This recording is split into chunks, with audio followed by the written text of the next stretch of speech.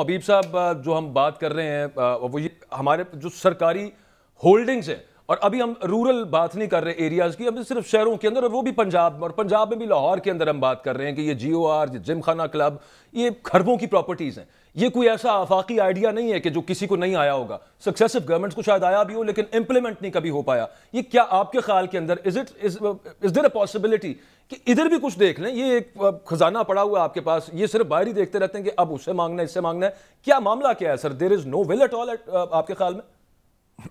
अकबर साहब, ये जो आज आपने मौजू उठाया है और मेरे दिल के इतना करीब है कि मैं 2005 से मुसलसल इस पर आवाज उठाता रहा हूँ।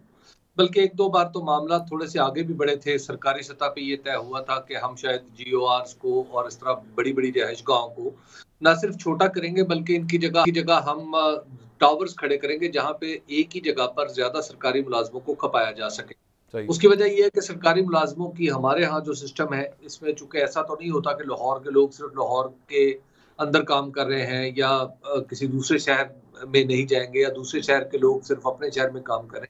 हमारे यहाँ चूंकि स्ट्रक्चर इस तरह का है कि अफसरों की अदलिया बदली होती रहती है। इस वजह से ये रिहायशी सिस्टम जो है पाकिस्तान के अंदर बड़ा एलेबोरेट है। अगरचे इंडिया के अंदर भी है लेकिन हमारा सिस्टम बहुत ही ज्यादा एलेबोरेट हो चुका है क्योंकि हमने तवज्जो भी ज्यादा दी, क्योंकि हमारे सरकारी मुलाजमीन और ब्यूरोक्रेसी ने इस पे जरा बहुत ही ज्यादा खुसूसी तौर पर काम किया कि उनके रहने सहने के मामला ठीक हो सके। आप देखिए कि इसके साथ एक तो ये मामला है ना कि हम इन रिहाइश गाहों से जान छुड़ा लें। उसके साथ एक अहम तरीन चीज ये भी है कि क्या वाकई तमाम रिहाइश गाहें उन्हीं लोगों के पास हैं जो इसके अहल हैं। बहुत सारे ऐसी रिहाइश गाहें हैं जहां पर मैं जाती तौर पर जानता हूँ, ताज मलिक साहब जानते हैं, आप जानते हैं, सब लोग जानते हैं कि दरअसल लोगों को उसका इस्तेहकाक नहीं है लेकिन लोग वहां पर बैठे हुए हैं। मसलन किसी ने नौकरी छोड़ दी है या कोई और नौकरी से निकाल दिया गया है या वो रिटायर हो चुका है और रिटायरमेंट के बाद उसकी मुद्दत भी कंप्लीट हो चुकी है। तो इस्लामाबाद, लाहौर, कराची, ऐसे तमाम लोग, मसलन सर एक साबिक सदर पाकिस्तान की फैमिली उनकी रिटायरमेंट के 15-20 साल बाद भी GOR 1 में रहती रही, ऐसा भी हुआ? जी बिल्कुल ऐसा भी होता रहा है। तो जब इस तरह की आप सूरत हाल देखते हैं तो फिर आपको ज्यादा तकलीफ होती है कि ये जो जिनके लिए बनाई गई थी आखिर वो लोग धक्के क्यों खाएं, वो लोग इज्जत से क्यों ना रहें। और दूसरी बात यह है कि अब हमें वैसे भी सोचना चाहिए कि क्या हम इस तरह बड़े मकानात के मुतहम्मिल हो सकते हैं, तो हमें इस तरफ गौर करना चाहिए। लेकिन ये वो मामला है जो हमारी बचत का है कि हम अपने वसाइल बचा सकते हैं। जहां तक इनमें इन्वेस्टमेंट का ताल्लुक है, प्राइवेट इन्वेस्टमेंट का ताल्लुक है, तो मैं समझता हूँ कि हम उसके बारे में थोड़े से हमेशा एग्रेसिव होते हैं और ये सोचते हैं कि शायद ये जो GOR है अगर हम बेचेंगे तो फौरी तौर पर अरबों डॉलर हमारे पास आ जाएंगे, या इसी तरह इस्लामाबाद की रिहाइशगाहें हम बेचेंगे या उनको कुछ करेंगे तो अरबों डॉलर हमारे पास आ जाएंगे। अब ये अरबों डॉलर आने के लिए पाकिस्तान में सिर्फ रिहाइशगाहें बेचना जरूरी नहीं है और इनसे कतई नहीं आएंगे। ये 2005, 6, 7 में आ सकते थे, 2010, 11, 12 में आ सकते थे, लेकिन इस वक्त जो पाकिस्तान के अंदर पॉलिटिकल टर्मोइल है इसकी रोशनी में और अब जो पाकिस्तान की इकोनॉमी है इसकी रोशनी में तो आप तवक्को ये ना करें कि कोई आपको आके खरीद लेगा, आपकी जमीन खरीदेगा या बाहर से कोई आपकी जमीन खरीद रहा है। बस अब आप बनाते चले जाइए, ये गोस्ट स्ट्रक्चर्स बनेंगे थोड़ी देर में, जैसे पाकिस्तान की इकोनॉमी को। ठीक। अच्छा, इसके अलावा जैसे आज ख्वाजा साद रफीक साहब ने एक, ताज मलिक साहब ऐलान किया उन्होंने, वो जो रूजवेल्ट होटल है न्यूयॉर्क के अंदर, वो कह रहे हैं कि वो हमने लीज पे दे दिया है 3 साल के लिए 120 मिलियन और समथिंग, अच्छी ठीक अमाउंट है। उसमें एक आर्गूमेंट आता है कि यार हम इनको मुनाफा बख्श क्यों नहीं बना सकते। यही मामला आता है जब हम स्टेट ओन्ड एंटरप्राइजेस की बात करते हैं, PIA की बात करते हैं, स्टील मिल की बात करते हैं, वहां पे कहते हैं हम इसको मुनाफा बख्श क्यों नहीं बना सकते। वो हर साल वो इट्स ओपन पिट, उसमें पैसे तो जाए जा रहे हैं लेकिन निकलता उसमें से कुछ नहीं। तो ये आपके ख्याल में वैसे एक डिसीजन ठीक है जो लीज पे उन्होंने किया? ये मैं हबीब साहब की तरफ भी आता हूँ। फिर देखिए, हमारी ट्रेजिडी है, हमारी जो पॉलिटिकल पार्टीज़ है ना, वो सिर्फ सारा उनका फोकस होता है इलेक्टेबल्स पे। वो समझते हैं इतने नंबर के MNA बन जाएंगे तो हम हुकूमत में आ जाएंगे। यार, सिविलाइजेशन आपसे एक्सपर्ट्स चाहती है, वो चाहती है कि आपके पास फाइनेंशियल एक्सपर्ट्स हों, कम्युनिकेशन एक्सपर्ट्स हों, आपके पास लॉ के एक्सपर्ट्स हों, आपके पास ब्रेन हो।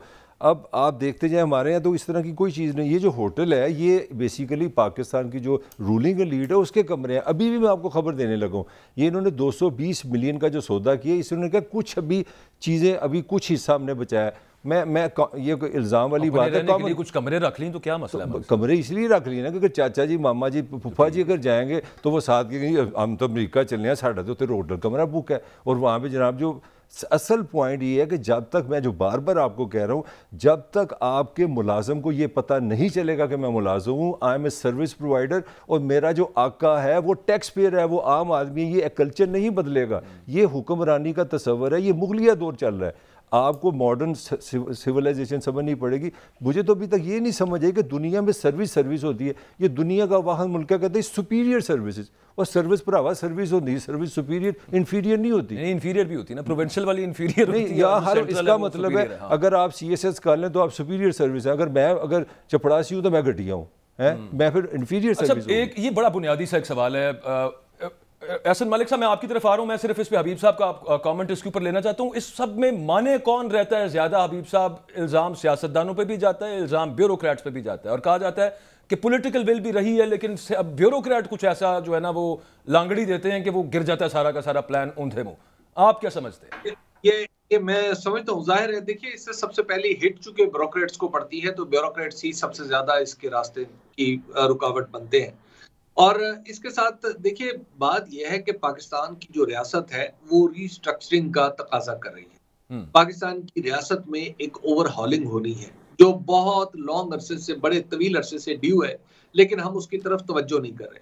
और उसका नतीजा ये निकल रहा है कि पाकिस्तान के अंदर एक एलीट की दो किस्में होती चली जा रही हैं। एक एलीट की किस्म वो है जो रियासत के साथ ताल्लुक बना के, किसी बड़े अफसर के साथ, किसी बड़े सियासतदान के साथ वो राब्ता बना के अपना धंधा चलाती है।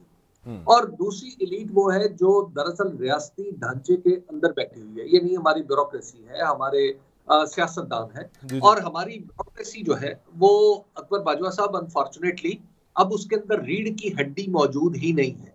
ये जितने आप आला अफसर देख रहे हैं बड़े बड़े, ये महज क्लर्क या शायद उससे कमतर सलाहियतों के लोग हैं।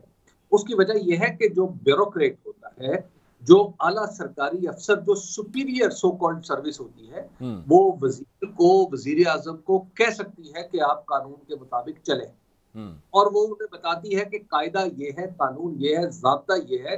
अगर आप इससे कोई बाहर निकल के काम करना चाहते हैं तो फिर आप असेंबली तशरीफ ले जाएं या कोई ऑर्डिनेंस जारी करवाएं, तो फिर मैं आगे काम कर सकूंगा। लेकिन हमारे यहाँ अब लोग जो है वो, जो हमारा शहबाज शरीफ साहब का कल्चर इन्होंने जो बनाया था, उसके नतीजे में जूनियर लोगों को सीनियर पोस्टों पे लगाओ, जाहिर है वो हमेशा आदम तहफ्फुज़ का शिकार रहेंगे, और फिर जो उनका बॉस कह रहा होगा वो करते चले जाएंगे। और नतीजा आप देख रहे हैं कि हमारी ब्यूरोक्रेसी अब दुनिया में इस काबिल नहीं रही कि इसके ऊपर कोई भरोसा कर सके। इस ब्यूरोक्रेसी से जो हम मुल्क चलाने की कोशिश कर रहे हैं, इससे साइकिल नहीं चलवा सकते आप। अब तो मुल्क ठीक कह रहे हैं। अब पिछली गवर्नमेंट जो थी तहरीक इंसाफ की, उसके पहले 2-2.5 साल वजीर आजम ये हर वक्त चीखते पीटते रहते थे कि ब्यूरोक्रेसी ताउन नहीं कर रही, ब्यूरोक्रेसी ताउन नहीं कर रही, वो फाइल्स नहीं मूव होती, वो सब मामला रिस्ट्रक्चरिंग की ज़रूरत है, उस पर आते हैं। लेकिन उससे पहले एहसन मलिक साहब, आप चूँकि इन कॉन्टैक्ट रहते हैं, आप डायरेक्ट रियल एस्टेट के साथ, और फिर आपसे मशवरा भी मांगा जाता है, ब्यूरोक्रेट्स के साथ भी आपकी मुलाकात रहती है। आपके ख्याल में दोनों रिस्पॉन्सिबल तो हैं, ये ज्यादा रिस्पॉन्सिबल कौन है इसमें? पॉलिटिशियंस की बिल्कुल कभी आपको कोई विल नजर नहीं आई है, ब्यूरोक्रेट्स का तो हमें पता है क्योंकि वो डायरेक्ट इफेक्ट होंगे तो वो नहीं चाहते।